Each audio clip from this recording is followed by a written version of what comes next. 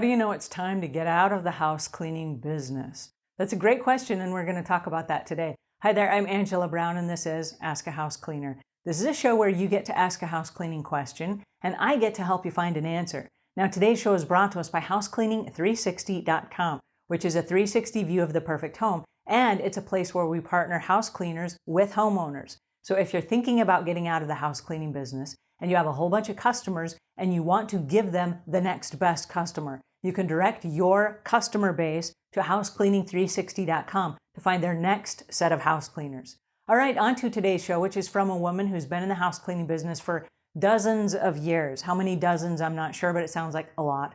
And she's getting ready to fade out of the house cleaning business. And she wants to know, what is the moment where you go, aha, it's time for me to get out of the house cleaning business? Well, that aha moment has actually already happened, thus the question, right? If you weren't thinking about that, you probably would not ask that question. But my suggestion to you is this: when you wake up one day and you decide that, hey, I'm too old to be doing this anymore, or there are other exciting things I would like to pursue in my life, that might be a moment where you say, okay, how do I get from here to there? Now, just like you start a business, you get this aha moment, like, hey, I should start a house cleaning business. The day will come when you will have an aha moment and you will decide to get out of the house cleaning business.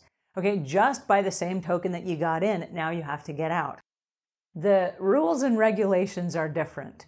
When you get into the house cleaning business, you're setting up the business. When you get out of the house cleaning business, you're unraveling it and taking it down.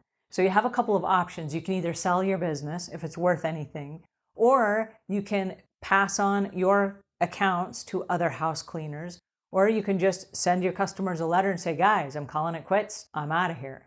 But my suggestion is that you do it professionally, because you don't want to burn any of those bridges. I have known lots of house cleaners that got out of the business for whatever reason, and then for some reason or another, something changed in their personal life, and they decided to go back into it. If you go back into the house cleaning business, you can always call up your old customers and say, hey, I'm back. And if they liked you, they might hire you back. But it's a great way to instantly pick up a whole bunch of business if you made a mistake and you decide you're back. Now, every house cleaner, and nobody talks about this, and I should probably just bring it up so that there are no surprises, but every house cleaner gets out of the business about 5 or 6 times. You just get really discouraged. You're like, I hate this job. Why am I doing this? And you leave the business, and then you realize how much freedom you had as a small business owner, or you realize how much flexibility you had, or you realize how much money you were making for whatever reason, and then you get back in the business. So there will be about 5 or 6 times during the course of a lengthy career where you're like, this is so not for me. And that's okay. That's natural. When that happens, give yourself a good kick in the seat of the pants and have a good laugh over it. Get out of the business, stay away as long as you can, and when it's time to come back with open arms, right? Don't beat yourself up for your choices either way. When you decide to finally get out, like, hey, I'm wrapping up my career, this is the end. What are you going to do? And that's a really important question. My suggestion is that you don't just leave the house cleaning business and walk away with no plans, because you'll get discouraged and depressed. You will lose the purpose of every day going and changing and making the lives of other people better. And so there has to be a purpose. And so if you're going to get out of the house cleaning business, what is your purpose? And so if you have a purpose and something that drives you and something that motivates you, it's still going to get you out of bed every morning. The worst thing that I've seen from house cleaners who are active people, because house cleaners are super active. If you wear a Fitbit, on a regular day, you clock 20 to 40,000 steps on a regular day. You're moving and you're hustling and you're cleaning and you're doing all these things. And then to go from that to nothing freaks your body out. It's like, whoa. And then not only that, but all the exercise and the movement also affects your head. And so now you're at home and you're retired without a purpose, without activity, and that messes with your head. And then you get really discouraged. You start packing on pounds. And you start packing on pounds, no fault of your own, but what happens is the amount of food that you are eating in the course of a regular day to sustain that movement and that activity Now there's no movement and activity, but you're eating the same amount of food. So all of a sudden you start gaining weight, you get depressed, you get discouraged, there's no purpose, and you hit rock bottom. That's not why I want you to retire. If you want to get out of the cleaning business, it needs to be because you're going to somewhere else that's better. You need to be leaving one place for a better place. And so if you are getting out of the business, my suggestion is that you make a game plan. Figure out what the purpose is. Figure out what your diet is going to be. Figure out when you're going to fit in your workouts. Because if you're an active person, you want to continue that activity.